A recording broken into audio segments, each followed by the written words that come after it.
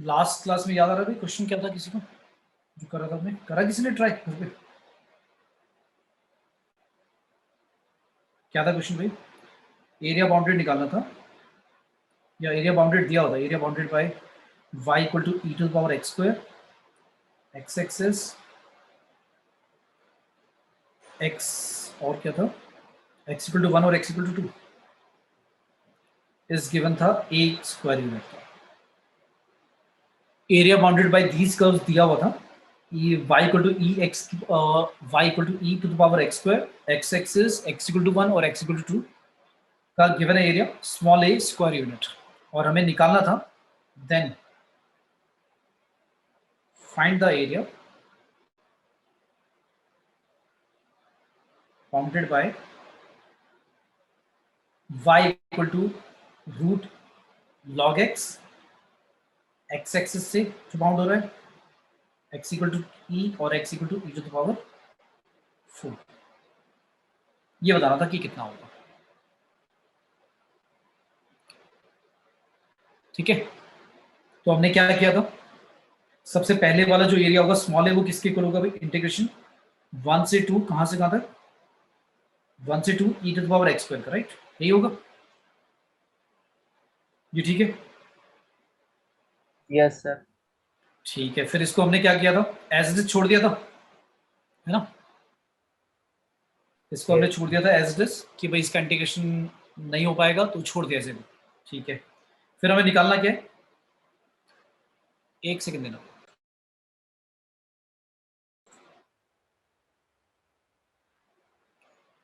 हाँ, तो स्मॉल ए हमें दिया हुआ है 0 से 1 से 2 e to the power x square का डीएक्स। ठीक है, इसको छोड़ दिया। अब हमें निकालना है area bounded bye, let's say उसको कैपिटल ए मान लेते हैं। कहां से कहां तक निकालना है? ई से ई टू द पावर 4 तक निकालना है रूट लॉग एक्स का। ठीक है, अब इसका इंटीग्रेशन कैसे करें भाई बताओ? हमने क्या करा था, लेट करा था, लॉग एक्स को क्या मान ले, टी स्क्वायर मान ले। Yes sir. ठीक है, तो क्या आया था, सॉल्व करा था हमने 1 by x d x equal to आया था 2t dt। तो डी एक्स की वैल्यू हो गई भाई x 2t dt। ठीक है, तो रिप्लेस करेंगे तो कैपिटल ए अब आएगा क्या हमारा? अच्छा बताओ जल्दी से, अगर x की वैल्यू e है तो t क्या होगा? 1 होगा। t 1 आएगा भाई। डेफिनेट इंटीग्रल में हमें लोअर और अपर लिमिट जो है वो चेंज करनी पड़ेगी। और अगर x की value e to the power 4 put करोगे तो यहाँ पर 4 आएगा, टी स्क्वायर 4 है तो t कितना हो जाएगा फिर? 2 हो जाएगा, राइट? ठीक है, यस सर। और ln x कितना बन जाएगा? टी स्क्वायर का रूट t हो जाएगा, ये तो t हो जाएगा। और dx के प्लेस पे लिखना है x 2t dt। ये आ गया, यहाँ तक क्लियर है भाई सभी को? अब जल्दी से बता दो x की वैल्यू क्या पुट करोगे? ई 1 टू से the 2 power t square. e to the power t स्क्वायर, तो आ गया t e to the power t स्क्वायर 2t dt। ठीक है भाई यहाँ तक? Yes sir. ये क्लियर है? ठीक है, अब क्या करें, अब हमें कुछ एज्यूम करना है, तो एज्यूम किसको करें भैया? या इसको यहीं छोड़ दें? इसको यहीं छोड़ दें? अच्छा, इसको सॉल्व करें या इसको सॉल्व करें? देखो, एक को तो सॉल्व करना पड़ेगा। इन दोनों में से किसको सॉल्व करें? थोड़ा सा आईलेट लगाकर इंटीग्रेशन बाय पार्ट किस में लगाएं? पहले वाले में लगाएं, पहले वाला ज्यादा इजी है ना भाई? पहले वाला क्या लिखा हुआ था? 1 से 2 जो हमने करा ही नहीं सॉल्व, इसको थोड़ा सा सॉल्व करते हैं। अब इसको सॉल्व करने का तो एक ही तरीका है भाई, क्योंकि डायरेक्टली तो समझ ही नहीं आ रहा क्या करें इसमें।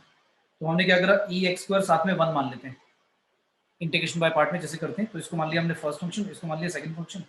करो इंटीग्रेशन, क्या आएगा इसका बताओ? ई की पावर एक्स स्क्वायर बाहर, 1 का इंटीग्रेशन क्या लिख दूं? एक्स कहां से कहां तक? 1 से लेकर 2। ठीक है, माइनस क्या लिखना है? फर्स्ट आएगा डेरिवेटिव आएगा किसका? किसका आएगा भाई डेरिवेटिव? ई एक्स स्क्वायर।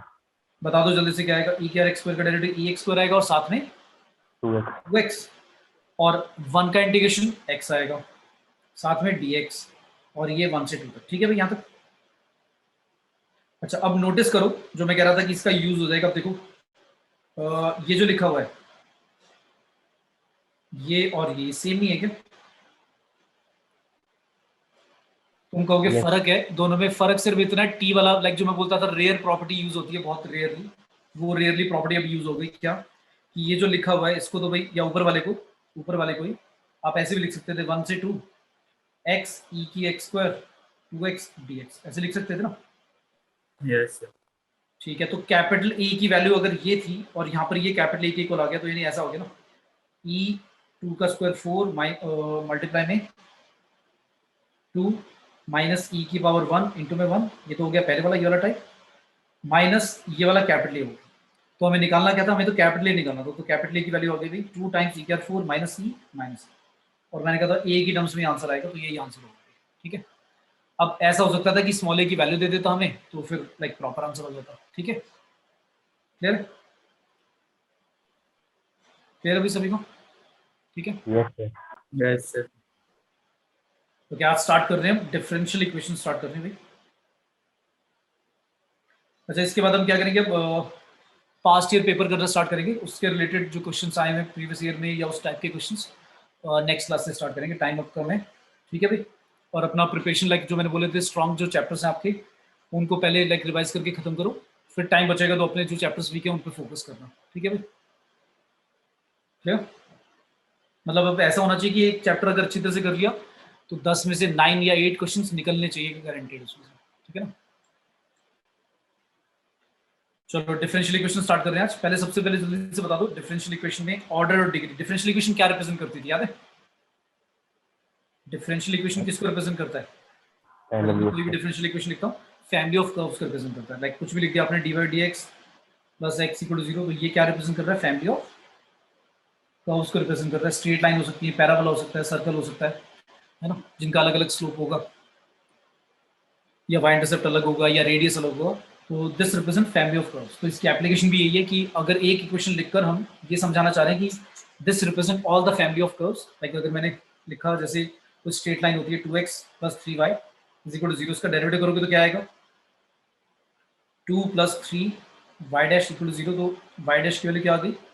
माइनस 2/3। तो ये डिफरेंशियल इक्वेशन किसको रिप्रेजेंट कर रही है? ऑल द स्ट्रेट लाइंस जो कहां से पास होंगी, कहां से पास होंगी, का पास नहीं, सॉरी, जिनका स्लोप कितना होगा, जैसे इस लाइन का, इसका लाइन का स्लोप कितना है भाई? -2/3। तो यहाँ पर ये जो dy/dx हम लिख रहे हैं, y डैश वैसे टेंजेंट की स्लोप को रिप्रेजेंट करता है किसी कर्व पर, तो ये वो सारी स्ट्रेट लाइन को रिप्रेजेंट कर रहा है जिनका स्लोप क्या है? -2/3। ठीक है, अब आता था ऑर्डर और डिग्री। याद है ऑर्डर कैसे बताते थे, डिग्री कैसे बताते थे? ऑर्डर क्या होता था, जैसे मैंने लिखा, मान लो लिखा मैंने y डैश का whole square -3 y double dash whole cube -5 equal to 0, उसका ऑर्डर और डिग्री बता दो कितना है? Order 2 degree. ऑर्डर 2 मतलब जितनी बार डेरिवेटिव करा हुआ है मैक्सिमम, और डिग्री कितनी है यहाँ पर? 3, उसकी हाईएस्ट पावर। और अगर ऐसे लिखा होता y डैश की whole cube -3 y double dash plus 5 equal to 0, अब क्या ऑर्डर है यहाँ पर?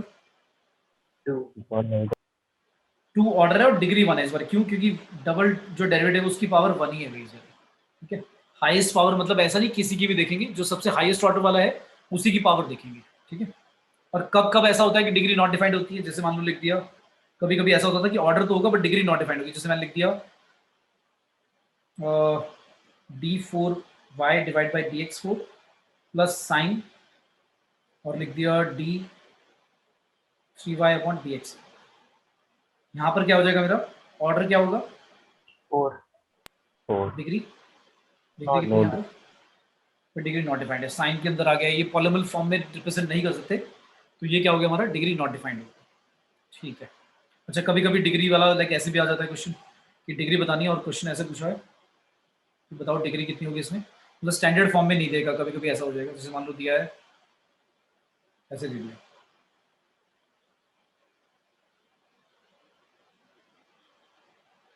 One plus 3 divide by dx whole power let's say leave 2/3 is equal to 4 times third derivative of 5 with respect to x, ऐसे दे दिया और पूछा बताओ इसका ऑर्डर कितना है, डिग्री कितना है। तो ऑर्डर बता दो कितना है इसका? 3. ऑर्डर 3 है और डिग्री 1. सोचो, अब देखो गड़बड़ कर दी ना तुमने यार, डिग्री 1 नहीं होगी भाई, सबसे पहले ये जो लिखा हुआ लेफ्ट साइड पे जो लिखा हुआ है, मैंने कहा था वो पॉलिनोमियल फॉर्म में होना चाहिए। मतलब पॉलिनोमियल का तुम्हें याद है क्या मतलब होता था? पॉलिनोमियल एक ऐसा अलजेब्रिक एक्सप्रेशन होता था जिसमें वेरिएबल की पावर हमेशा होल नंबर होती है। तो तुमने नोटिस करा कि अगर मैं इसको पॉलिनोमियल की तरह से ट्रीट करूं तो dy by D x, D second derivative को मैं एक तरह से स्क्वायर वाला मान रहा हूँ, सेकेंड ऑर्डर वाला, ट्रिपल डेरिवेटिव को थर्ड ऑर्डर वाला मान रहा हूँ, लेकिन जो पावर होनी चाहिए उन सब की वो क्या होनी चाहिए? सिर्फ होल नंबर होनी चाहिए। तो मैंने नोटिस करा कि dy बाई डी एक्स का यहाँ पर लेफ्ट साइड पर भाई पावर 2/3 में लिखेंगे, तो वो हटाने के लिए मुझे दोनों साइड क्या करना पड़ेगा? क्यूब करना पड़ेगा। तो दोनों साइड पर अगर मैं क्यूबिंग करता हूँ तो यहाँ पर स्क्वायर आ जाएगा और यहाँ पर क्या आ जाएगा?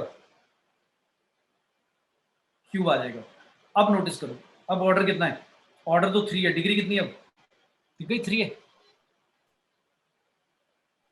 ठीक है भाई। Yes. तो कभी भी ऐसा आ जाए कि स्क्वायर रूट है, फिफ्थ रूट है, 2/3 लिखी हुई पावर में, तो वो हटाओ, उसको पहले होल नंबर बनाओ। तो स्क्वायरिंग करके, क्यूबिंग करके, जो भी करना है, और उसके बाद फिर डिग्री डिसाइड करके। ठीक है, ठीक है भाई। इसके बाद आते हैं हमारे type of like differential equation में टाइप कितने टाइप के कैसे कैसे क्वेश्चंस आते थे। एक तो होता था कि आपको इक्वेशन गिवन होगी और उससे क्या करनी है? आर्बिट्री कांस्टेंट को रिमूव करके डिफरेंशियल इक्वेशन फॉर्म करनी है। तो उसमें क्या करते थे हम, याद आ रहा है? जितने आर्बिट्री कांस्टेंट होते थे उतनी बार क्या करते थे, याद है? डेरिवेटिव करते थे। जैसे हाँ, तो क्वेश्चन आ गया कि फॉर्म डिफरेंशियल इक्वेशन। मुश्किल से एक दिन का ही चैप्टर है, 1 या 2 दिन मैक्सिमम, ढंग से कर लो इसे, अच्छी तरह से प्रिपेयर हो जाएगा तुम्हारा। आज थोड़े से कुछ एक्स्ट्रा कराऊंगा जो लाइक कभी कभी ऐसा होता है कि जो हम यूजुअल टाइप पढ़ते हैं, जैसे हमने पढ़ा है सेपरेटेबल फॉर्म पढ़ी है, होमोजेनियस पढ़ी है, और लीनियर डिफरेंशियल इक्वेशन के 2 टाइप पढ़े हैं। उनके अलावा जो टाइप होते हैं उनमें थोड़ा सा गड़बड़ होता है, जब आता है पेपर में तो समझ में नहीं आता कि कौन सा टाइप बन रहा है, तो वो थोड़ा सा आप सीखेंगे। ये तो मैं जल्दी से एक बार कवर अप कर रहा हूँ कि क्या क्या सिखाया था, रिवाइज करा रहा हूँ। तो form differential equation for curve dv, let's say y square equal to a times b square minus x square. तो यहाँ पर हमने नोटिस करा कि कितने आर्बिट्री कांस्टेंट है भाई? 2. कितने आर्बिट्री कांस्टेंट है? 2 आर्बिट्री कांस्टेंट है। तो मैंने कहा था जितने आर्बिट्री कांस्टेंट होंगे उतनी ही ऑर्डर का क्या करेंगे हम? डिफरेंशियल इक्वेशन फॉर्म करेंगे। तो यहाँ पर मुझे मैक्सिमम 2 बार डेरिवेटिव करना है और डेरिवेटिव करके डिफरेंशियल इक्वेशन फॉर्म करनी है इंडिपेंडेंट ऑफ आर्बिट्री कांस्टेंट। क्योंकि एक चीज नोटिस करना, जब भी आप डिफरेंशियल इक्वेशन लिखते हो उसमें कोई भी आर्बिट्री कांस्टेंट नहीं होता। कांस्टेंट होगी बट आर्बिट्री कांस्टेंट मतलब ए बी सी इस तरह से नहीं बचेगा कुछ भी, तो वो हटा के ही लिखना है। अगर नहीं हट रहा तो मैनिपुलेट करके हटाओ उसे। क्या करोगे? सबसे पहले डेरिवेटिव करें फर्स्ट या कुछ पहले मैनिपुलेशन करें? भाई इजी अप्रोच क्या होती है? इजी अप्रोच ये होती है कि कुछ जब आप फर्स्ट डेरिवेटिव करोगे तो कुछ ऐसा कर लो कि कम से कम ए बी में से कोई एक गायब हो जाए। अगर मैंने देखा कि अगर मैं पहला डेरिवेटिव करूंगा तो बी गायब हो सकता है, कर दिया, चलो वाई स्क्वायर का डेरिवेटिव करेंगे, क्या आएगा? 2y y डैश, ए बाहर रहेगा, बी स्क्वायर का 0 माइनस 2x। चलो यहाँ पे ये 2 और 2 भी कट गया, क्या आया? y dash equal to minus का 2ax। अब मुझे पता है कि मुझे एक और बार डेरिवेटिव करना है और a को गायब करना है। तो अगर मैं अब डेरिवेटिव करता हूँ तो a गायब नहीं होगा, x का 1 हो जाएगा, लेकिन माइनस 2a रह जाएगा। सर तो 2 नहीं आएगा। 2 कट गया बेटा, हाँ 2 हट गया। तो अगर मैं सेकंड डेरिवेटिव करता हूँ तो a हटेगा नहीं। तो या तो मैं ऐसे करूँ कि भी सेकंड डेरिवेटिव कर दिया, ये सेकंड डेरिवेटिव करके प्रोडक्ट रूल भी लगा दिया, माइनस से आ गया। अब मैं क्या करूँ? ये जो माइनस से वैल्यू आई है यहाँ पर सब्स्टिट्यूट कर दूँ, ये फर्स्ट इक्वेशन और ये सेकंड इक्वेशन। तो सेकंड इक्वेशन से उठाकर a की वैल्यू माइनस a की वैल्यू फर्स्ट इक्वेशन में सब्स्टिट्यूट कर दूँ, या तो ये कर लो या फिर क्या करते हैं, ऐसे कर लेते हैं। यहाँ से देखो y डैश इक्वल टू आया था माइनस ax, तो एक काम करो y डैश अपॉन x नीचे लिख दो इसको। अब अगर तुम कोशेंट रूल लगाते हो तो तुम्हें पता है कि अपने आप ही राइट साइड पे 0 आ जाएगा, और जो नीचे x स्क्वायर आएगा वो क्रॉस मल्टीप्लाई करके उसको भी हटा देंगे, तो सिंप्लीफाई हो जाएगा। तो इसमें तो दोनों तरह से कर सकते हैं, पर कई बार क्या होता है, ये जो मैंने पहले वाला मेथड बताया कि सब्स्टिट्यूट करना, तो वो कई बार सब्स्टिट्यूशन ना एकदम समझ में नहीं आता कि किसको कहाँ सब्स्टिट्यूट करना है, कैसे निकालना है, तो बहुत टफ हो जाता है। जैसे क्वेश्चन आया, मान लो y is equal to a e की power 3x plus b e की पावर माइनस 2x, ये लिखा हुआ है।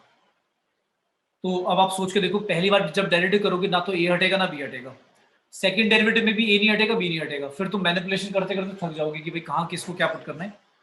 करने को तो बहुत सारे तरीके हैं, सॉल्व तो हो जाएगा, बट हमें लाइक सबसे इजी अप्रोच ट्राई करना है ताकि पेपर में टाइम ना लगे। तो मैंने क्या किया भाई, पूरी इक्वेशन को e के 2x से मल्टीप्लाई कर दिया।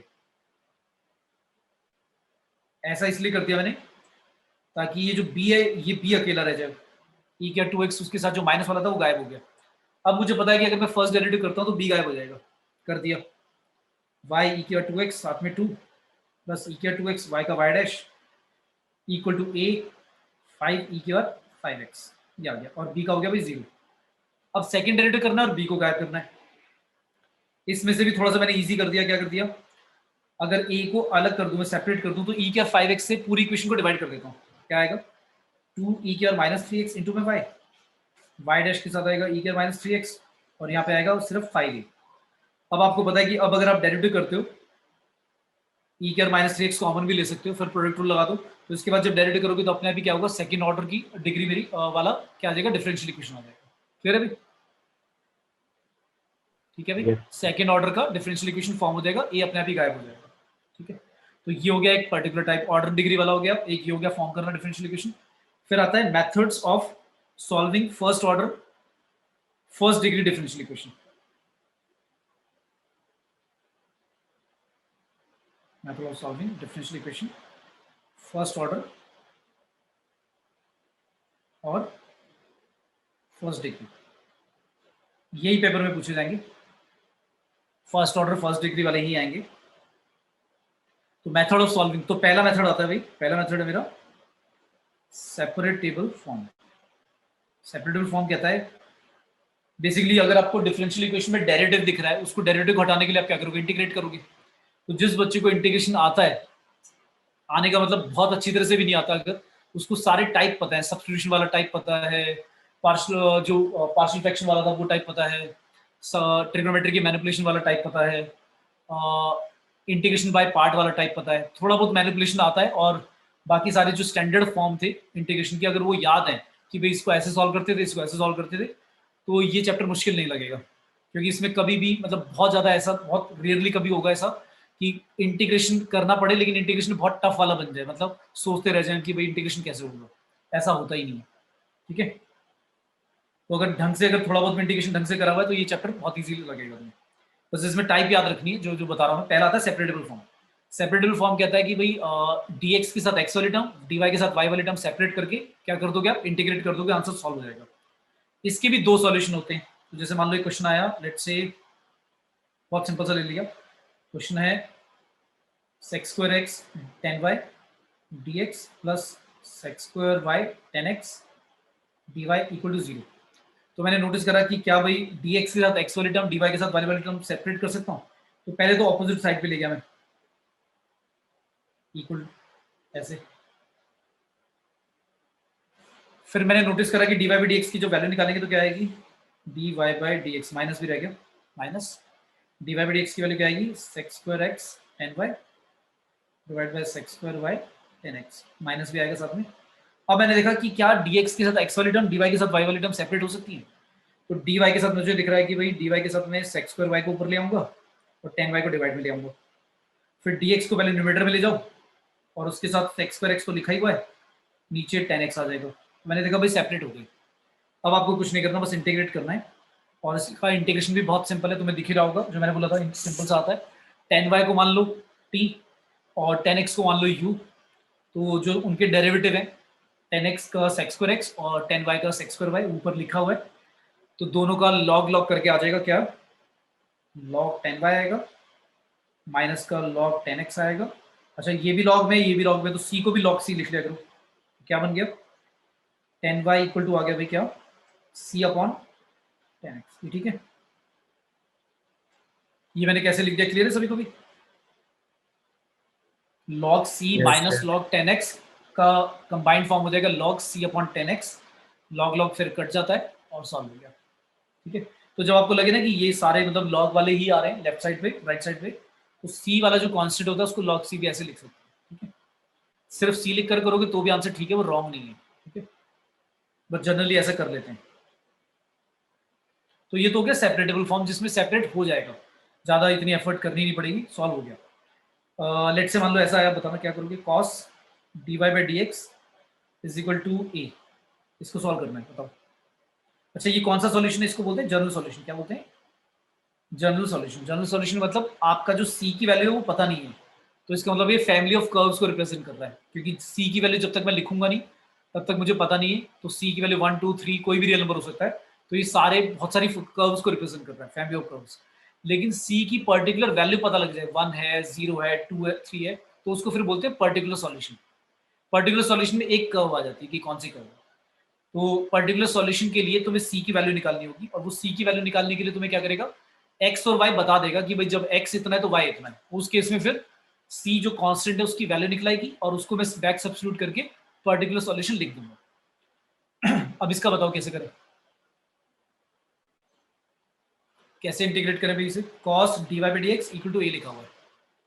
cos inverse. अच्छा पहले तो चलो एक क्वेश्चन आया, पहले तो एक क्वेश्चन आया, जल्दी से इसका ऑर्डर बताओ, डिग्री बताओ फटाफट। देखते हैं पहले वो कितने बच्चे करते हैं। ऑर्डर कितना है, डिग्री कितनी है इसकी। 1 ऑर्डर 1 है, डिग्री कितनी है भाई। not defined. Not defined. मेरे को लग रहा था यही बोलोगे तुम। भाई डिग्री इसकी 1 ही है। मैंने क्या बोला था, मैंने कहा था कोई हार्ड रूल नहीं है कि कॉस के अंदर डेरिवेटिव लिखा होगा तो आप कहते हो कि डिग्री नॉट डिफाइंड है। अगर आप उसको रिमूव कर सकते हो और पॉलिनोमियल फॉर्म में लिख सकते हो, देखो क्या हो गया, dy by dx को ऐसे नहीं लिख सकते क्या, कॉस इनवर्स ए भाई, ठीक है। जो ए है वो तो कांस्टेंट है, तो कॉस इनवर्स के साथ ए तो चलेगा, तो डिग्री भाई 1 है, ठीक है, नॉट डिफाइंड नहीं है इसकी। क्लियर है, ठीक है। Yes, sir. हाँ मान लो तुम हटा रहे हो कॉस इनवर्स, और वहां पे जो ए है उसकी जगह भाई वाई डेरिवेटिव वगैरह पता नहीं क्या क्या लिखा हुआ है, तो मतलब अगर कॉस इनवर्स के साथ अंदर वो आ जाए, डेरिवेटिव आ जाए, तो फिर नॉट डिफाइंड होगा, ठीक है। क्लियर है, Yes. तो यहाँ पर डिग्री डिफाइंड है। अब इसके बाद, अब ये जो मैंने कर दिया, इसके बाद तुम्हें समझ में आ गया कि अब ये तो सेपरेटेबल फॉर्म है, कैसे, dy का अलग, और यहाँ पर हो जाएगा कॉस इनवर्स ए का dx के साथ। तो बताओ जल्दी से, लेफ्ट साइड पे क्या आएगा इंटीग्रेशन, लेफ्ट साइड पे इंटीग्रेशन क्या हो जाएगा भाई, y का dy का y हो जाएगा। बाय। राइट साइड पे क्या लिखिए, राइट साइड पे इंटीग्रेशन बाय पार्ट लगाना पड़ेगा या डायरेक्टली लिख सकते हैं इसको, डायरेक्ट। डायरेक्ट क्यों भाई, क्योंकि ये तो कांस्टेंट है, तो इसको ऐसे मत सोचना कि cos इनवर्स लिखा हुआ है x की तरह से, जिसका तुम्हें एक सब्स्टिट्यूशन वगैरह कुछ लगाकर या इंटीग्रेशन बाय पार्ट लगाकर करना है। भाई इसमें तो cos इनवर्स a है, ये तो कांस्टेंट है, तो कांस्टेंट है तो उसको बाहर ही निकाल दो, बाहर निकालकर x का हो गया dx का हो गया x, सॉल्व हो गया। क्लियर है, और फिर अगर पर्टिकुलर सॉल्यूशन के लिए वो ऐसे बोलते हैं व्हेन ऐसे बोलते हैं कि when x equal to 0 y equal to 2, तो क्या करोगे, y की वैल्यू 2 पुट कर दोगे, x की वैल्यू 0 पुट करोगे, तो c आ गया तुम्हारा, c2 आ गया, c की वैल्यू यहीं पे सब्स्टिट्यूट कर दोगे तो ये पर्टिकुलर सॉल्यूशन आ गया। ये जो आंसर आया कैसा सॉल्यूशन है, पर्टिकुलर सॉल्यूशन, और ये कौन सा सॉल्यूशन था, जनरल सॉल्यूशन, ठीक है। क्लियर है? फिर इसके बाद आता है बहुत बहुत बहुत इंपॉर्टेंट, कौन सी, होमोजेनस। 30 से 40% जो क्वेश्चन होंगे होमोजेनस वाले ही होंगे, मतलब ये सबसे इंपॉर्टेंट है। फिर इसके बाद नेक्स्ट आएगी जो है लीनियर डिफरेंशियल इक्वेशन, और फिर 30-40% केसेस ऐसे होते हैं जिसमें कोई भी टाइप नहीं बनता, वो फिर मैं आपको बताऊंगा दोबारा कि किस तरह से फिर उनको सॉल्व करते हैं। तो होमोजेनस डिफरेंशियल इक्वेशन बताने की जरूरत तो नहीं, याद है सभी को भी कुछ ऐसा, dy by dx equal to ऐसा लिखा होगा x square plus y square divide by xy। इसमें क्या होता था, हर टर्म की न्यूमरेटर और डिनोमिनेटर में हर टर्म की जो डिग्री होगी वो सेम होगी, इधर 2 है डिग्री, इधर भी 2 है और इधर भी 2 है। नीचे वाले डिनोमिनेटर में 2 क्यों है डिग्री, क्योंकि x और y दोनों की कंबाइंड पावर ऐड अप करके लिखते हैं, ठीक है ना, मल्टीप्लाई में। लेकिन अगर ऐसा लिखा हो, क्या ये होमोजेनस है, क्या ये होमोजेनस है भाई, ये नॉन होमोजेनस है। और ऊपर वाली होमोजेनस है, क्योंकि ऊपर वाले में हर टर्म की डिग्री न्यूमरेटर और डिनोमिनेटर में 2 है, लेकिन जो दूसरे वाला मैंने लिखा है उसमें 1 जो लिखा है, उधर क्या हो गया, हर टर्म की डिग्री कह रहा हूं मैं, पूरे की नहीं, पूरे एक्सप्रेशन की डिग्री की बात नहीं कर रहा, हर टर्म की डिग्री सेम होनी चाहिए। तो अगर एक्स स्क्वायर है तो नीचे जो उसके साथ -1 लिखा हुआ है, 1 की डिग्री 0 होगी, तो इसलिए होमोजेनस नहीं है। बेसिकली टेस्ट कैसे करते हैं, मतलब अगर मान लो देखकर नहीं पता लग रहा तो तरीका क्या है, पुट करो x की वैल्यू px पुट कर दो, y की जगह py पुट कर दो। अगर तुम्हारा क्वेश्चन रीस्टोर हो जाए दोबारा dy by dx, जैसे ऊपर वाले में क्या होगा, ऊपर वाले में अगर पुट करते हो तो आंसर आएगा x स्क्वायर की जगह क्या होगा, p square x square, p square y square, divide में क्या आएगा, p square x square y x y. P square x y, तो पी स्क्वायर न्यूमरेटर और डिनोमिनेटर में से कट जाएगा, तुम्हारा क्वेश्चन वही का वही रिस्टोर हो गया। अगर ऐसा हो जाता है तो इसको बोलते हैं homogeneous differential equation of 0 degree. 0 degree मतलब जो पी स्क्वायर था वो ऊपर नीचे कट गया तो वो बचा ही नहीं, तो उसको बोलते हैं जीरो ऑर्डर वाली डिफरेंशियल इक्वेशन। कौन सी है? होमोजेनियस है। सिर्फ जीरो यही वाला आएगा 0 डिग्री वाला ही, जिसमें पी स्क्वायर या पी क्यूब वगैरह आ रहा है ऊपर नीचे तो वो कट जाएगा, बचेगा नहीं, तो इनको बोलते हैं homogeneous differential equation of 0 degree. ठीक है, अब आता है इसको सॉल्व कैसे करते हैं। तो सॉल्व करने का तरीका है क्या, या तो भाई y की वैल्यू vx पुट करते हैं या x की वैल्यू vy पुट करते हैं, डिपेंडिंग ऑन कि कैसा क्वेश्चन दिया हुआ है। तो अगर dy बाई dx हम लिख रहे हैं और जनरली तो यही करेंगे, y इक्वल टू क्या पुट कर देंगे, vx पुट कर देंगे। y equal to vx put करके फिर क्या करते थे आगे, जैसे क्वेश्चन ले लेते हैं, चलो क्वेश्चन है let's say x cos y by x dy by dx equal to y cos y by x plus x, ये दिया हुआ है। तो सबसे पहले तो मैंने ऑब्जर्व किया कि भाई क्या ये होमोजेनियस है डिफरेंशियल इक्वेशन, तो उसके लिए पहले dy by dx की वैल्यू निकाल दो। क्या आएगी, dy by dx आएगा भाई y cos y by x plus x whole divide में x cos y by x। तो मैंने नोटिस करा हर टर्म की डिग्री 1 है और जो cos में एंगल भी लिखा हुआ है उसमें y अपॉन x लिखा हुआ है। तो यानी कि अगर मैं y की जगह px और x की जगह सॉरी y की जगह py और x की जगह px पुट करूंगा तो x pp कट जाएगा, तो क्वेश्चन वही का वही रिस्टोर हो जाएगा। तो ये होमोजेनियस है भाई। अगर है तो फिर क्या करेंगे, y की वैल्यू पुट कर दो क्या, vx, यानी basically y upon x v put कर रहे हैं, तो जहां पर भी y दिखे वहां पर vx पुट कर दो। अगर ऐसा कर रहे हैं तो हमें dy बाई dx को भी रिप्लेस करना पड़ेगा, क्योंकि इस बार वेरिएबल जो है वो हम सिर्फ x और v को रखेंगे, y को गायब कर रहे हैं। तो फिर dy बाई dx की वैल्यू यहां से निकाल दो, क्या आएगी, dy बाई dx आएगा भी तुम्हारा v बाहर रखकर x का 1, x बाहर रखकर v का dv बाई dx। तो dy बाई dx को रिप्लेस कर दो v plus x dv by dx से, v plus x dv by dx। भाई v कांस्टेंट नहीं है, ठीक है ना, वो भी वेरिएबल है। y की जगह हमने दो वेरिएबल इंट्रोड्यूस कर दिए, x तो पहले सीधा v को इंट्रोड्यूस कर दिया और y को गायब कर दिया। ऐसा करने से क्या होगा, जो पहले इक्वेशन आपकी सेपरेटेबल नहीं थी वो अब बन जाएगी पक्का। तो y की जगह रखा vx cos v plus x divide by x की जगह x और नीचे cos v। अच्छा, आपने नोटिस करा कि न्यूमरेटर और डिनोमिनेटर में x कॉमन लेकर कट भी रहा है, तो काट दो, क्या बचेगा v plus x dv by dx is equal to v cos v plus 1 divide by cos v। इस v को लेफ्ट साइड पे ले आओ, सॉरी राइट साइड पे, क्या बचेगा v cos v plus 1 minus का v cos v, एलसीएम भी ले लिया मैंने, उसमें से ये दोनों कट गए, क्या बन गया, तो बहुत इजी हो गया। अब मैंने कहा था ये सेपरेटेबल हो जाएगा, सेपरेटेबल मतलब dv के साथ v वाली टर्म dx के साथ x वाली टर्म सेपरेट हो जाएंगी। तो dx को पहले तो न्यूमरेटर में ले आओ राइट साइड पे यहाँ पर, और dv को as it is cos v आ जाएगा यहाँ पर और x नीचे चला जाएगा। अब दोनों तरफ क्या कर दिया, सेपरेट होने के बाद इंटीग्रेट कर दिया, यहाँ से सॉल्व हो जाएगा। सॉल्व होने के बाद जो आपका आंसर आएगा उसमें v की वैल्यू पुट कर देना, क्या थी, y बाई x। ठीक है, क्लियर है भाई सभी को? Yes sir. अब ऐसा होता है कि ये कैसे पता लगेगा कि x की वैल्यू vy पुट करनी है और dx बाई dy को रिप्लेस करना है। ज्यादातर तो होमोजेनियस में y इक्वल टू vx करोगे, लेकिन ये कैसे पता लगेगा कि x की वैल्यू vy कब रखनी है, जब भी ऐसा दिख जाए तुम्हें। हाँ, मतलब जब भी तुम्हें कहीं पर e की पावर में, cos में, log में, कहीं पर भी ये दिख जाए, तभी क्या करोगे, x की वैल्यू क्या पुट करोगे, vy पुट करोगे। और जब x की वैल्यू vy पुट करोगे तो dy बाई dx को रिप्लेस नहीं, dx पहले dx अपॉन dy निकालो पहले क्या आता है, और फिर रिप्लेस कर देना x इक्वल टू vy से, और dx बाई dy की वैल्यू आएगी v भार y का 1 प्लस y भार dv बाई dy। तो इस बार हम क्या करेंगे, x की जगह पे रखेंगे क्या, vy, मतलब x को गायब कर रहे हैं और dx बाई dy को रिप्लेस कर रहे हैं किससे, v plus y dv by dy से। और फिर वही जो अभी पीछे करा था हमने वही करना है दोबारा, सेपरेट करोगे सेपरेट हो जाएगा। नहीं हो रहा तो इसका मतलब सोच लेना, अगर होमोजेनियस डिफरेंशियल इक्वेशन है और आपका सेपरेटेबल नहीं बनता वेरिएबल चेंज करने के बाद, तो इसका मतलब तुमने कुछ मिस्टेक करी है, नहीं तो हमेशा पक्का सेपरेट होगा भी। ठीक है, उसमें कोई डाउट ही नहीं है। नहीं हो रहा तो मतलब चेक करो कि तुमने कुछ कैलकुलेशन में या कहीं पे कुछ गड़बड़ करी है। ठीक है, फिर आता था linear differential equation, last type. जो स्टैंडर्ड टाइप है वो यही है, बस सेपरेटेबल होमोजेनस और अब जो बता रहा हूँ लीनियर। लीनियर के दो टाइप थे, कौन कौन से? एक तो था ऐसा dy/dx plus P Y equal to Q, या फिर dx/dy plus R X equal to S. इन दोनों में क्या है, जो p है वो और जो q है, ये दोनों फंक्शन है किसके?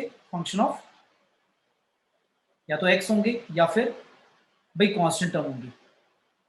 ऐसे ही दूसरे वाले में क्या है, r और s या तो फंक्शन ऑफ y होंगे और कांस्टेंट टर्म्स होंगे, ठीक है।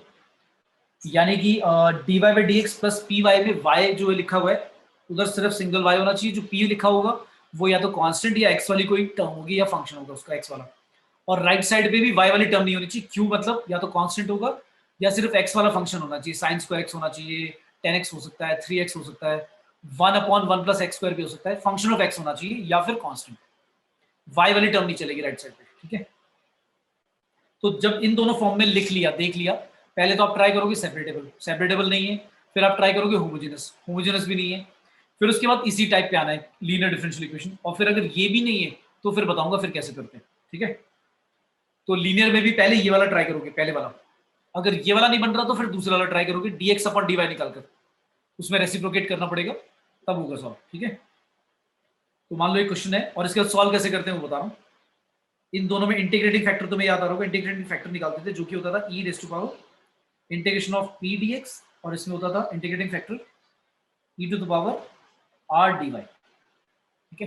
कभी कभी तो पेपर में सिर्फ इतना ही पूछा हुआ है कि इंटीग्रेटिंग फैक्टर ही निकाल दो। मतलब तुम्हें पहले लीनियर डिफरेंशियल इक्वेशन आइडेंटिफाई करनी है कि हमारी जो डिफरेंशियल इक्वेशन है वो लीनियर वाली है, और फिर उसका बस इंटीग्रेटिंग फैक्टर ही निकालना है। बस इतना ही पूछा हुआ है कई बार तो पेपर में, सॉल्व भी नहीं करना पूरा। क्वेश्चन आया let's say x dy/dx plus 2y is equal to x।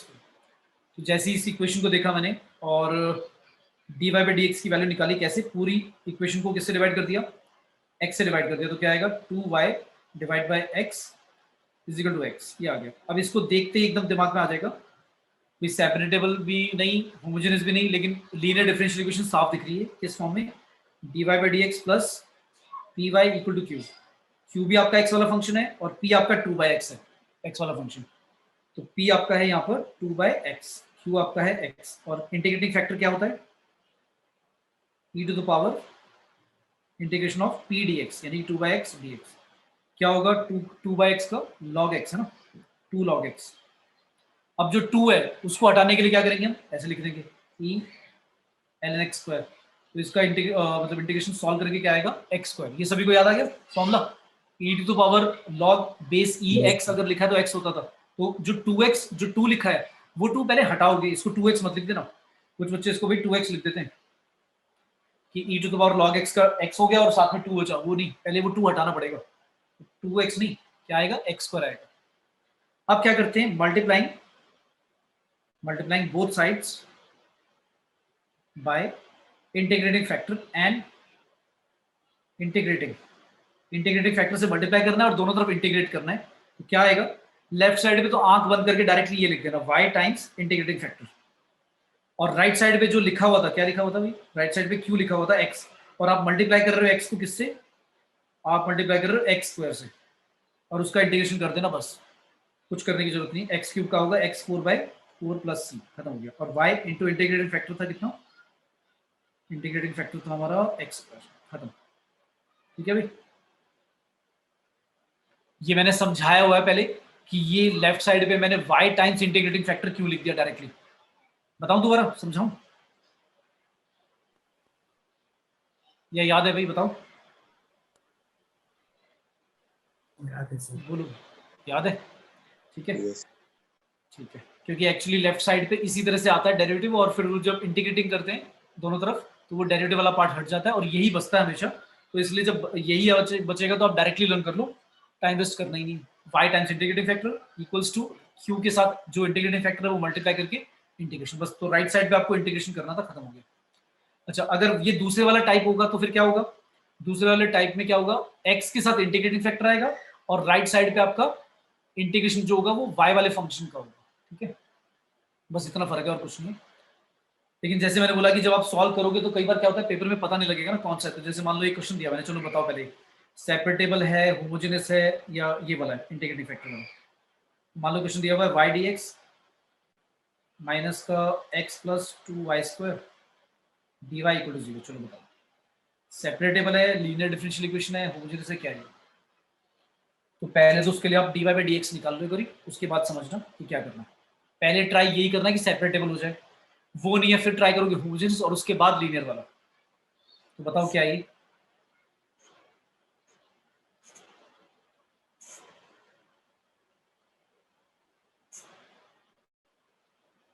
भैया पहले dy बाई डी एक्स निकालोगे, कितना आएगा? होमोजेनियस होमोजेनस है, एक मिनट। y के नीचे आया तुम्हारा x प्लस 2y²। बेटा होमोजेनस कहाँ से होगी बताओ?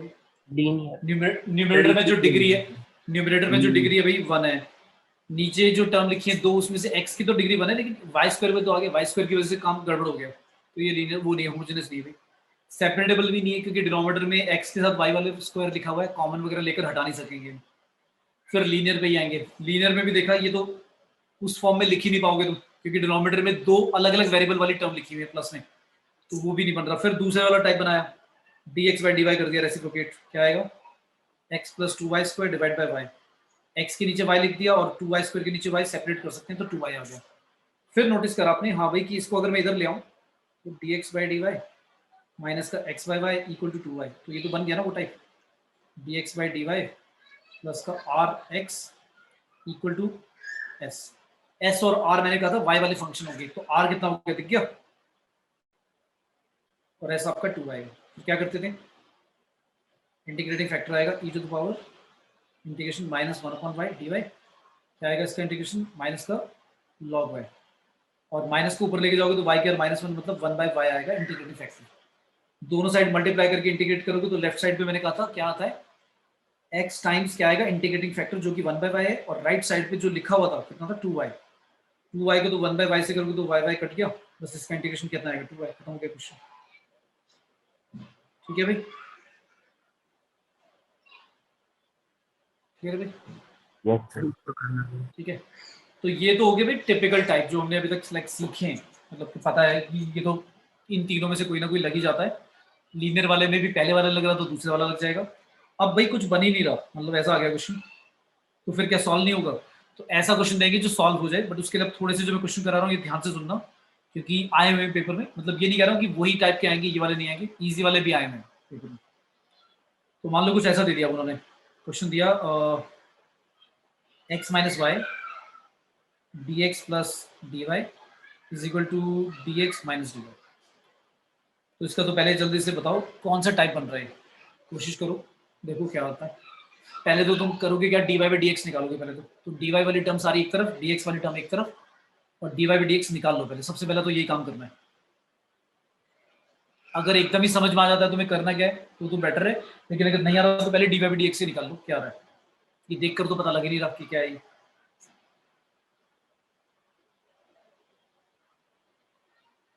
बताओ dy बाई dx कितना है?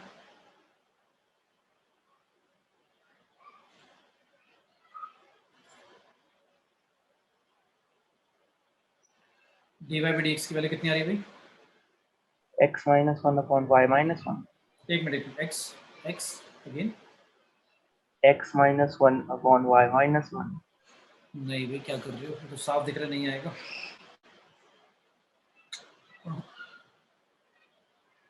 क्या कर रहे हो, कैसे कॉमन लिया तुमने? मुझे करना पड़ेगा, dx कॉमन लोगे तो यहाँ बचेगा x बचेगा, माइनस वाई बचेगा, और dx लेफ्ट साइड से आएगा तो ये आएगा, और राइट साइड पे ये dx आ गया, dy के साथ पता है क्या आएगा, dy के साथ राइट साइड पे पहले से -1 है, और यहाँ से x माइनस वाई को उधर लेके जाओगे तो y पॉजिटिव हो जाएगा, x माइनस हो जाएगा, ये आएगा भाई x minus y minus 1 upon y minus x minus 1, ये आ रहा है। ठीक है, इसमें भी गड़बड़ कर दोगे क्या?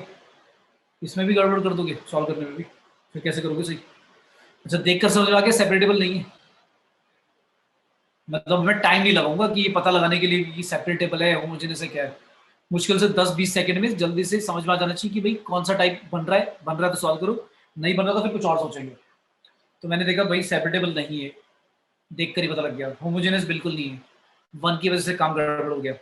और सेपरेटेबल बिल्कुल नहीं है, उल्टा करके भी समझ में आ रहा है नहीं आएगा, क्योंकि सेपरेटेबल इसलिए नहीं है क्योंकि नीचे जो होगा वो दो दो वेरिएबल में टर्म्स आएंगे डिनोमिनेटर में हमेशा, तो सेपरेट कर ही नहीं पाओगे तुम। तो अभी कोई सा भी टाइप नहीं बना, फिर क्या करें, क्या सॉल्व नहीं होगा, फिर क्या करते हैं, ऐसी चीज देखते हैं कि कुछ ऊपर नीचे जो लिखा हुआ है न्यूमरेटर डिनोमिनेटर में, उसमें कुछ टर्म जो है वो कुछ सेम सी है क्या दोनों में, एक्स प्लस वाई लिखा हुआ, एक्स माइनस वाई, तो मैंने देखा न्यूमरेटर लिखा एक्स माइनस वाई, और नीचे में से अगर मैं माइनस साइन कॉमन ले लूँ तो वो भी एक्स माइनस वाई लिखा हुआ है।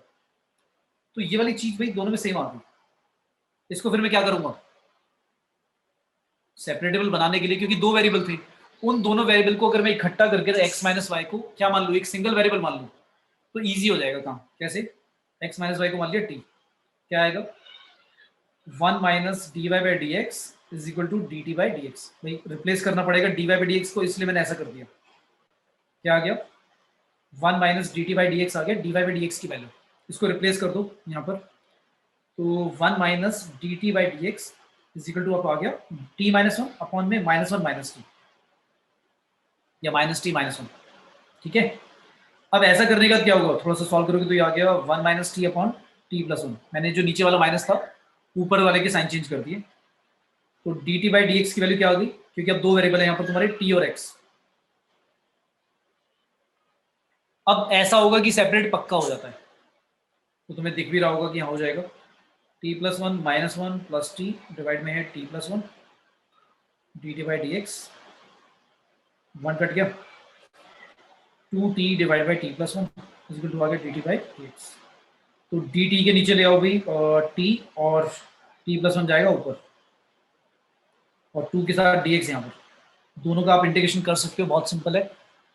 और जब t मतलब इंटीग्रेट हो जाएगा उसमें t की वैल्यू क्या पुट कर देना फाइनल, जो थी x माइनस। क्लियर है,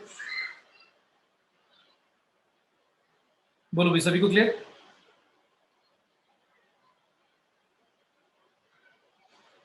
बताओ भाई Yes, क्लियर है। sir. ठीक है, Yes, अब बता रहा sir. हूँ नेक्स्ट क्वेश्चन लिखो। ये तो एक हुआ, ऐसा एक नहीं कई सारे हैं, लेकिन थोड़ा सा मैं हिंट दे रहा हूँ, कुछ फॉर्मूले भी लिखवाऊंगा ताकि तुम्हें थोड़ा सा लाइक पेपर में आइडेंटिफाई करने में इजी हो जाए। तो मान लो क्वेश्चन ऐसा दिया हुआ है, क्वेश्चन पूछा solve x square minus 5y d x और प्लस का वाई स्क्वायर माइनस का 5x d Y is equal to 0। तो जल्दी से देखकर मुझे बताओ सेपरेटेबल है या नहीं, होमोजेनस है या नहीं, लीनियर वाली है या नहीं। बिना d Y by D x लिखे समझ पा रहे हो, अगर इतना समझ पा रहे हो तो आपको आ रहा है समझ में चैप्टर। बिना d Y by D x लिखे समझ में आ रहा है सेपरेटेबल नहीं है, होमोजेनस भी नहीं है, और लीनियर वाला भी नहीं बनेगा, ये बात समझ में आ रही है। Yes sir. बिना लिखे अगर समझ में आ रहा है तो यानी कि ये तो आइडेंटिफाई कर दिया, ये तो इसमें भी 1 मिनट लग जाएगा, तुम्हारा टाइम वेस्ट होगा। क्योंकि लीनियर वाला इसलिए नहीं क्योंकि हमेशा डिनोमिनेटर में दो वेरिएबल रहेंगे और उनको आप सेपरेट कर ही नहीं पाओगे।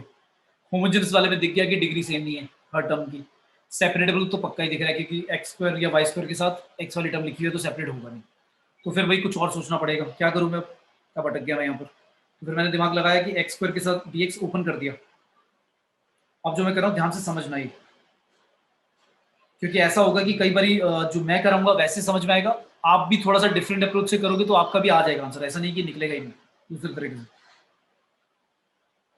मैंने ऐसे सेपरेट कर दिया, मतलब मल्टीप्लाई कर दिया पूरा। अब थोड़ी सी एक चीज नोटिस करो, ये दोनों एक जैसी हैं और ये दोनों एक जैसी हैं, इनको अलग कर दिया ऐसे, x square D x plus y square d y, मतलब डी एक्स के साथ एक्स स्क्वायर वाली टर्म, वाई स्क्वायर के साथ डी वाई वाली, और इन दोनों को भी अलग कर दिया, minus 5x d Y minus 5y d x. लेकिन यहाँ पर गड़बड़ हो गया, यहाँ पर भी x के साथ dy लिखा हुआ है, y के साथ dx। अगर सोच के देखो, अगर यहाँ पर x के साथ dx ही लिखा होता और y के साथ dy लिखा होता, फिर तो मैं इंटीग्रेट ही कर देता पूरा, सबको पूरे को सब पूरा इंटीग्रेट कर देता, सॉल्व ही हो जाता, कुछ प्रॉब्लम थी नहीं। तो इसमें और इसमें इंटीग्रेट करने में तो कोई प्रॉब्लम नहीं है, लेकिन इसको नहीं कर पाएंगे क्योंकि x के साथ dy नहीं, x के साथ मतलब dy के साथ y वाली टर्म होनी चाहिए, dx के साथ x वाली टर्म होनी चाहिए, तो लिखी नहीं हुई। तो पहले -5 कॉमन ले लिया, क्या बचा, ठीक है।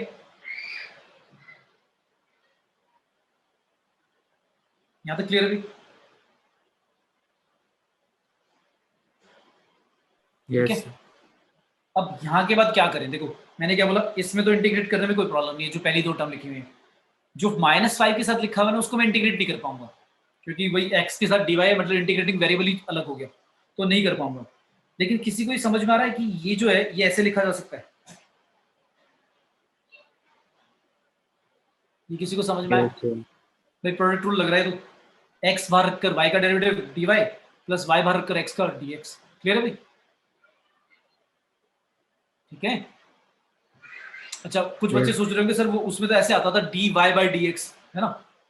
तो बेटा लाइक अगर डिवाइड में नहीं आ रहा है तो इस तरह से करते हैं ओपन, मतलब ये जो डिफरेंशियल ऑपरेटर बोलते हैं इसे डी।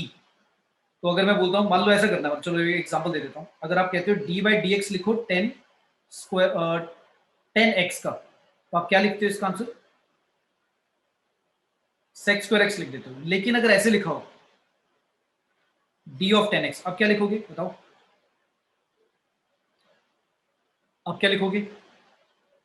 अब आप लिखोगे सेक्स स्क्वायर एक्स और साथ में क्या लिखोगे पता है? डी एक्स भी लिखोगे, राइट?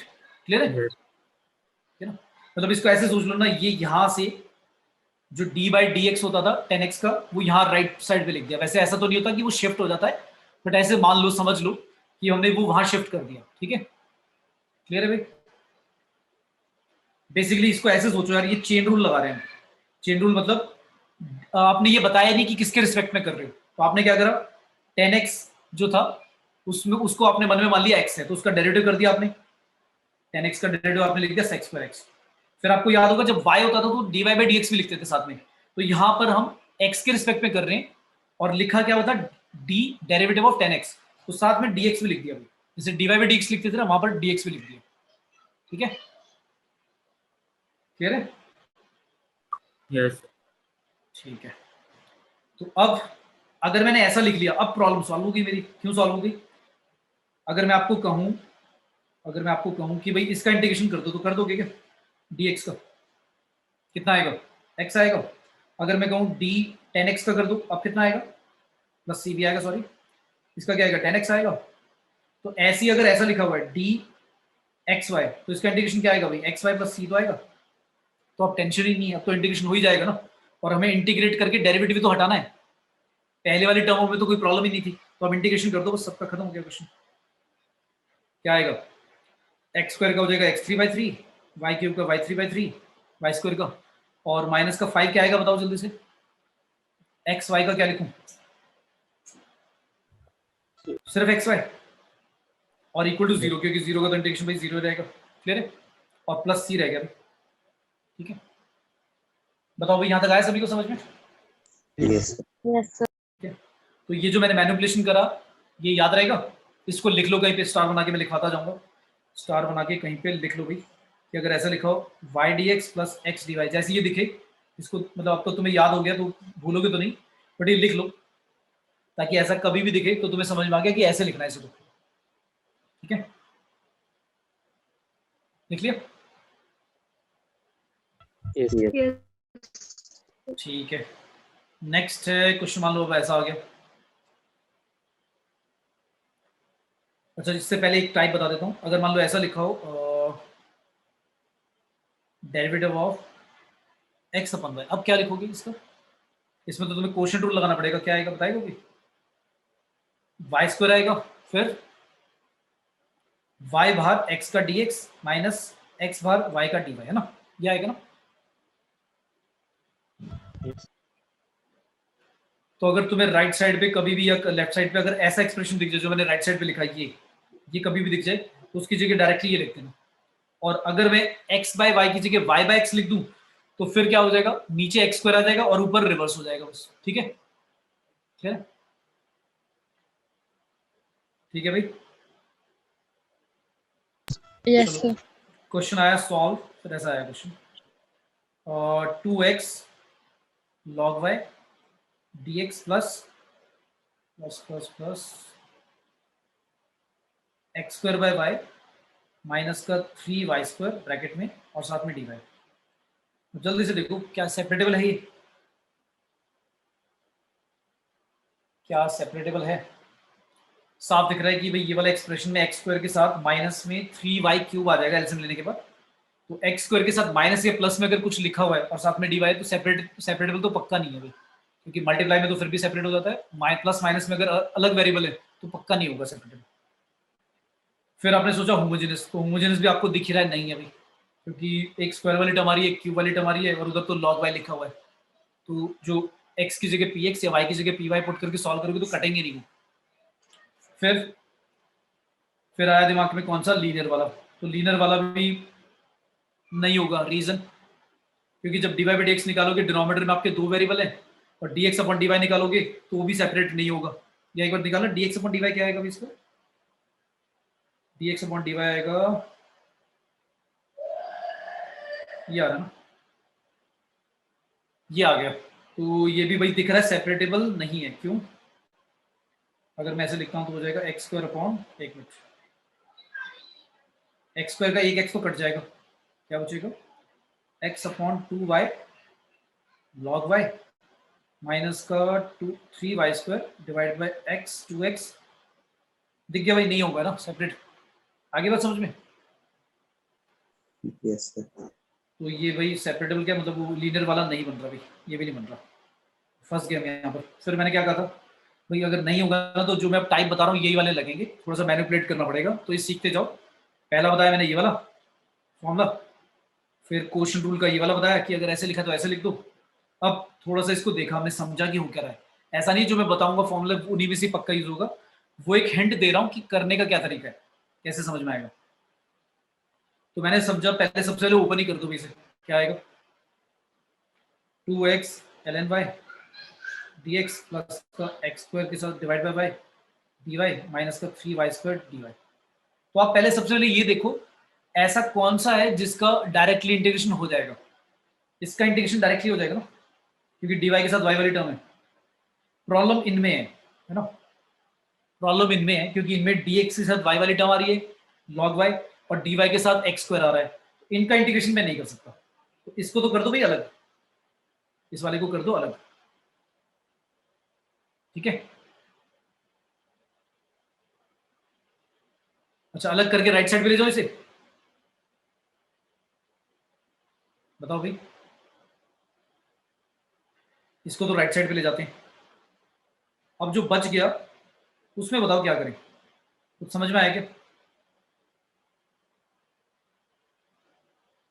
राइट साइड पे तो मैं इंटीग्रेशन कर दूंगा, लेफ्ट साइड वाले का नहीं होगा भी, लेफ्ट साइड को थोड़ा सोचना पड़ेगा।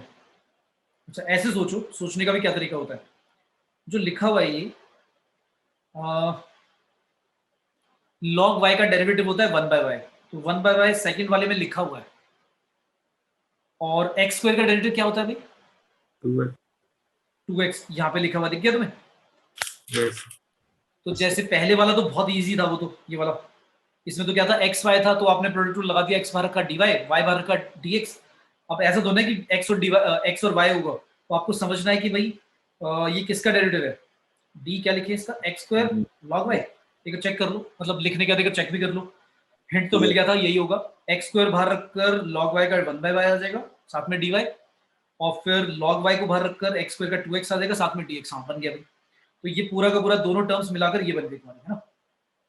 अब क्या कर दूं, खत्म हो गया question, x square log y, तो इंटीग्रेशन और डेरिवेटिव कट जाएगा, और यहाँ पे हो जाएगा 3y³/3 प्लस c। सॉल्व हो गया ना, क्लियर है? बोलो भाई। सर यहाँ से समझाना है इंटीग्रेशन भी किया है। इंटीग्रेशन से पहले वाला, अच्छा देखो देखो देखो, मैंने मतलब क्या किया, जो इसका राइट, हाँ हाँ, जो राइट साइड पे लिखा हुआ ये बात समझ में आई, उसको मैं राइट साइड पे ले गया, क्यों, क्योंकि Yes. 3y² y वाली टर्म है और उसके बाद dy है, तो उसका इंटीग्रेशन करने में तो कोई प्रॉब्लम नहीं आएगी, क्योंकि इंटीग्रेटिंग वेरिएबल y है और y वाले ही टर्म लिखी हुई है। लेफ्ट साइड पे प्रॉब्लम है, लेफ्ट साइड में dx के साथ log y वाली टर्म भी आ रही है और dy के साथ x स्क्वायर भी आ रहा है, तो इसका इंटीग्रेशन नहीं कर पाएंगे डायरेक्टली, और कोई टाइप तो बन नहीं रहा था।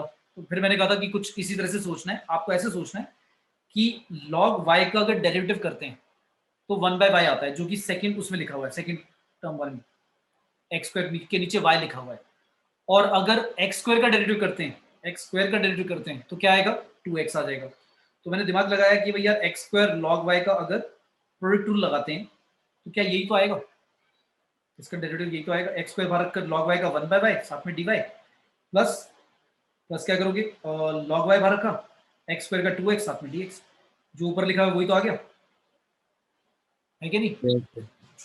ठीक है, तो इस तरह से आइडेंटिफाई करना पड़ेगा तुम्हें। तो ये बन गया भाई क्या था, d x square log y और राइट साइड पे था 3y² dy, और इंटीग्रेट करोगे तो अब हो गया सिंपल, क्योंकि डेरिवेटिव और इंटीग्रेट हट जाएंगे, बस क्या बचेगा एक्स स्क्वायर।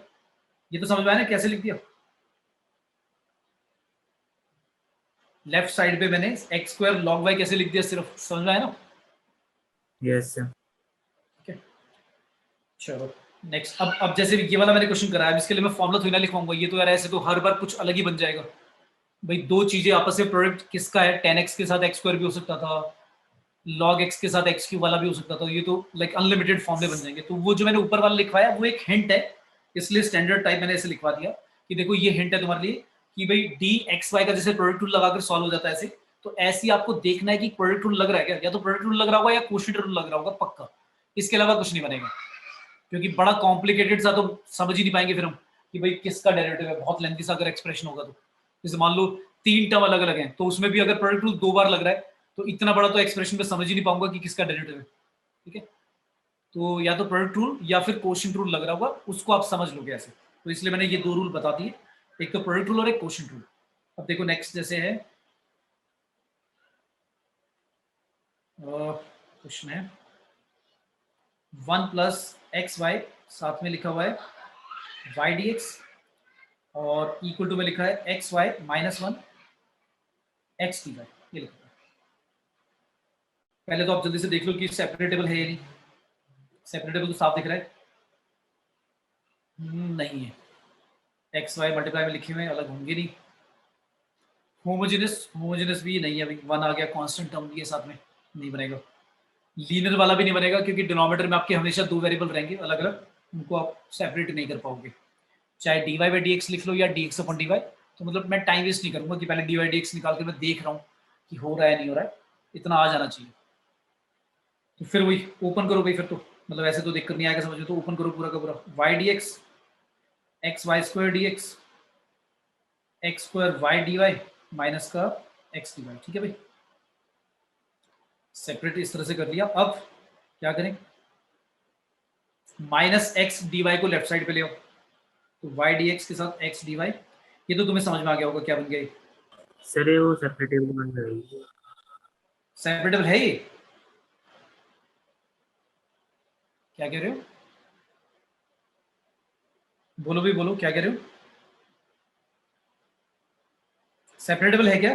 नहीं होगा यार, सेपरेटेबल कहाँ से होगा, नहीं हो रहा ना। ठीक है, पक्का ना सेपरेटेबल नहीं है?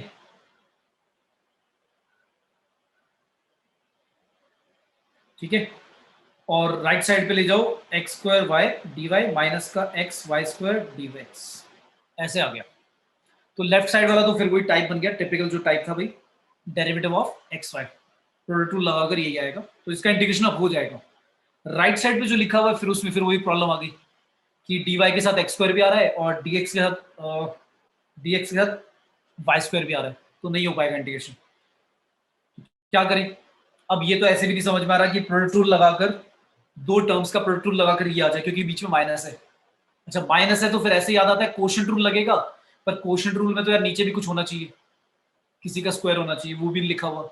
तो पहले क्या, अगर हमने इन दोनों में से भाई कॉमन जो आ रहा है वो ले लो। कॉमन क्या कॉमन है बताओ, एक्स वाई कॉमन है क्या? एक्स वाई पूरा का पूरा कॉमन आ रहा है, हाँ, तो क्या बचेगा एक्स डी वाई माइनस का वाई डी एक्स, ये ठीक है? बताओ भाई, यहाँ तक क्लियर है? Yes, sir. Yes sir. अब क्या करें, अब यहाँ पर फंस गए। अब इसमें ये जो लिखा हुआ है, ये जो लिखा हुआ है, ये माइनस लिखा हुआ है बीच में, अगर प्लस होता तो प्रोडक्ट रूल लग जाता, बट ये तो माइनस लिखा हुआ है। माइनस के लिए कोशेंट रूल वाला लगता था, बट कोशेंट रूल के लिए नीचे भी कुछ लिखा होता था। तो नीचे क्या करें, डिवाइड मल्टीप्लाई करते हैं इसे किसी से? Yes sir. किससे करें बताओ?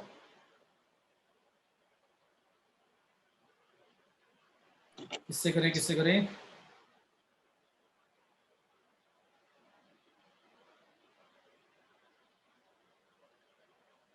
किससे करें भाई? अगर मैं करता हूँ एक्स डी वाई माइनस का वाई डी एक्स है ना, तो नीचे क्या होना चाहिए, एक्स का स्क्वायर होना चाहिए ना, तो एक्स स्क्वायर से डिवाइड भी कर दिया और वही मल्टीप्लाई भी कर दिया, तो एक्स क्यूब वाई हो जाएगा यहाँ पर, और ये चल रहा है डी एक्स वाई। ठीक है भाई यहाँ तक, ठीक है,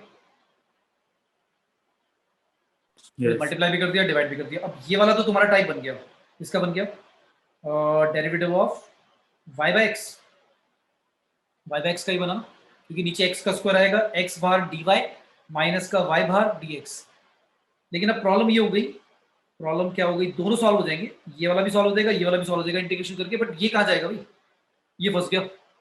अब ये जो है ना तो इधर का रहा ना इधर का, क्योंकि एक्स क्यूब वाई जो है, एक्स क्यूब वाई यहाँ पर इंटीग्रेटिंग वेरिएबल अब क्या बन गया है, एक्स वाई बन चुका है।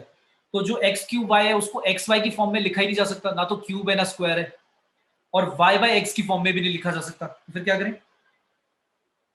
तो इसको ऐसे सोचो, इसको दो पार्ट में सोचो, ऐसे सोचो कि कुछ एक्स वाई वाला पार्ट बन जाए और कुछ वाई वाई एक्स वाला पार्ट बन जाए, कर सकते हैं क्या सब।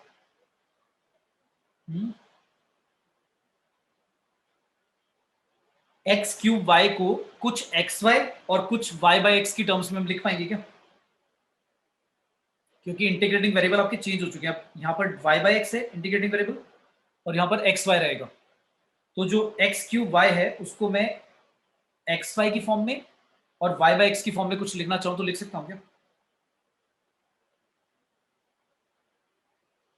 बताएगा कि x y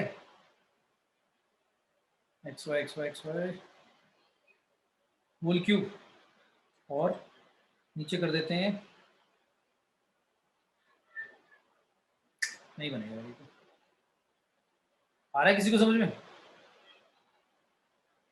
x cube Y को मैं एक्स बाय वाई और वाई बाय एक्स की फॉर्म में लिखना चाह रहा हूं।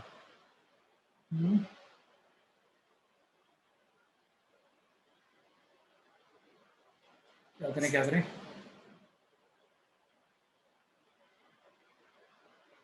इसमें से एक्स वाई को तो मैं निकाल लूंगा, चलो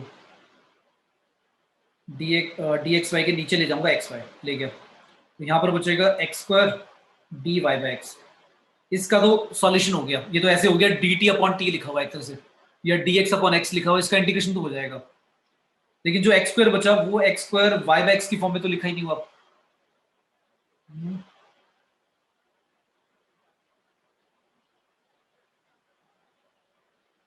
ये वाला तो बन ही नहीं रहा फिर भाई टाइप, मुझे बन जाएगा, फिर इसमें कुछ और सोचो भाई जल्दी से,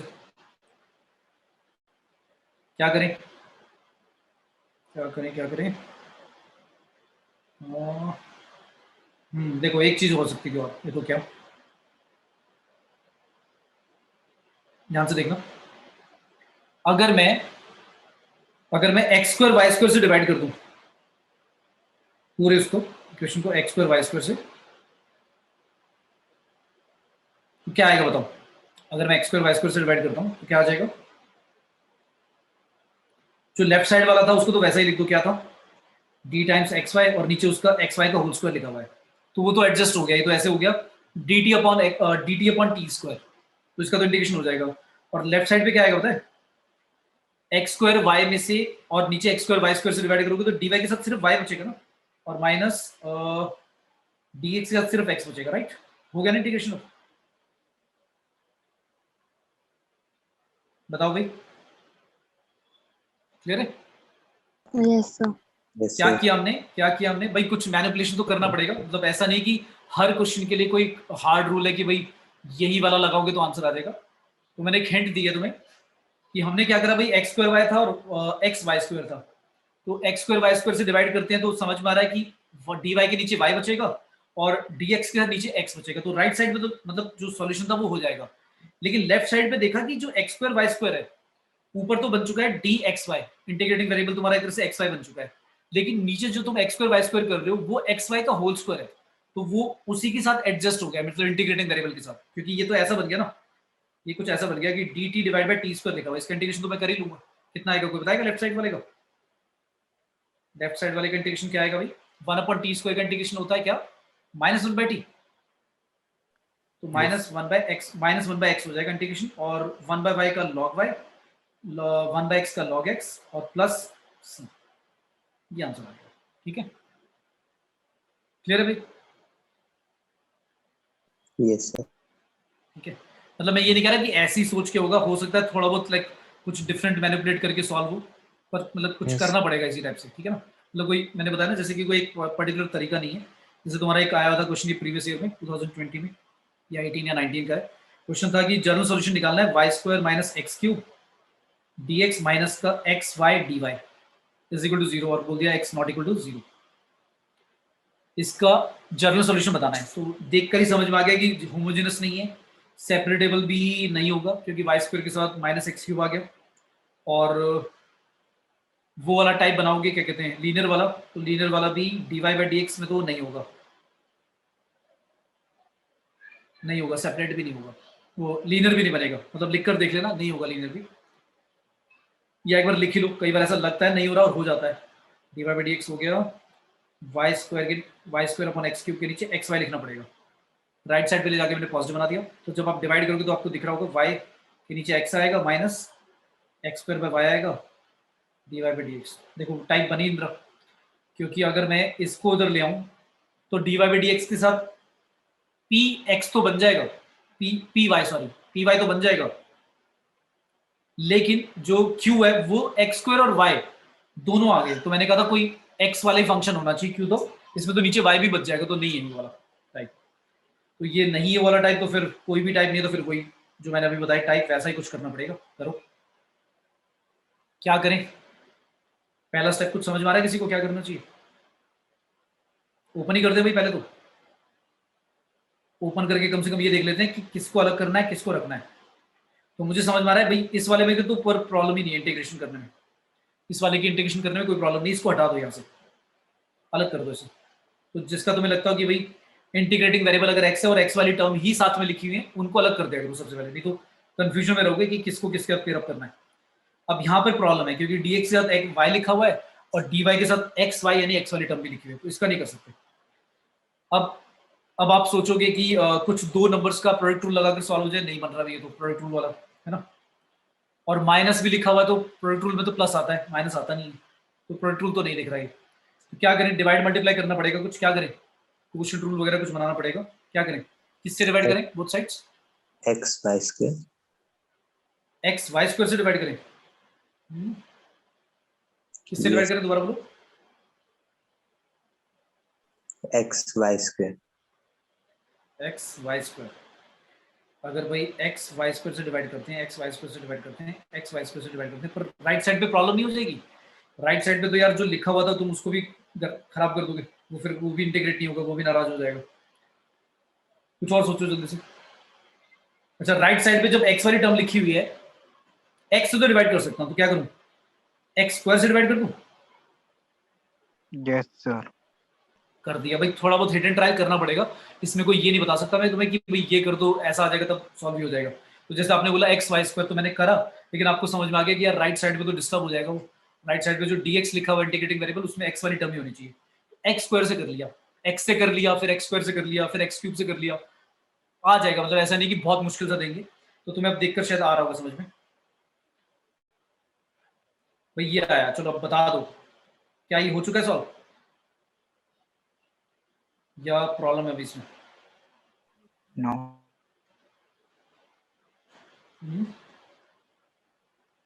नहीं है प्रॉब्लम, प्रॉब्लम ही तो अभी ये तो y बाई एक्स का होल स्क्वायर और साथ में dx लिखा हुआ है, और यहाँ पर y बाई एक्स के साथ dy लिखा हुआ है, सॉल्व का वही। अगर मैं एलसीएम लेता हूँ तो एलसीएम लेकर भी नहीं बनेगा कुछ टाइप पे। सोचो सोचो फिर क्या करें, नहीं हो रहा भाई सॉल्व।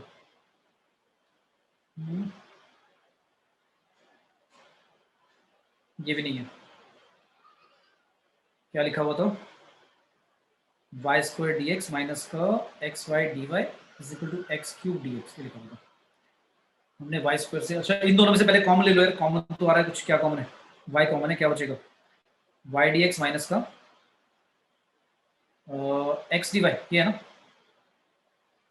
ठीक है। अच्छा, माइनस लिखा हुआ है तो याद आ गया, ये तो क्वोशिएंट रूल वाला टाइप बन रहा है जिसमें न्यूमरेटर ये होता था, y d x minus x d y, याद आ रहा है यहाँ तक, ठीक है। किससे डिवाइड किससे मल्टीप्लाई करें बताओ? किससे डिवाइड किससे मल्टीप्लाई करना चाहिए भाई? स्क्वायर x स्क्वायर से डिवाइड x स्क्वायर से multiply y square. Sir y y square square y square से। अच्छा भाई y स्क्वायर से कर दिया, डिवाइड भी कर दिया और यहाँ पर मल्टीप्लाई भी कर दिया। क्या आएगा? ये तो बन जाएगा। चलो तुम्हारा ये क्या बन गया? ये बन गया x y है ना, ये बन गया ना, ये y क्यूब बन गया, ये x क्यूब बन गया dx।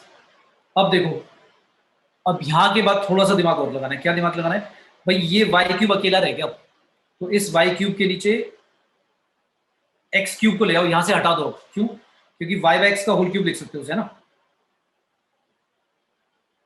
और ये जो y बाय x का क्यूब है, ये तो कुछ ऐसे लिखा हुआ है dx बाय y, डिवाइड में लिखा हुआ है ऐसे x बाय y का होल क्यूब, है ना। आगे समझ में कि ये तो dt बाय t क्यूब बन गया भाई, है कि नहीं? क्लियर बेटा? ठीक है, तो भाई क्वोशिएंट रूल वाला भी बन गया, लेकिन y क्यूब अकेला बच गया, तो उसका काम किसने कर दिया सॉल्व? x क्यूब ने। जो हम सोच रहे थे कि x क्यूब राइट पे रख के ही सॉल्व हो जाएगा, उसको भी लेफ्ट पे ले आया फिर। और वो y cube upon x cube बन के क्या बन गया? y बाय x बन गया। मतलब ऐसे सोचा करो, ये तुम्हारा t बन गया, तो तुम्हें x बाय y, अगर ये d लिखा हुआ है dx बाय y, तो x बाय y वाली टर्म ही दिखनी चाहिए उसके साथ।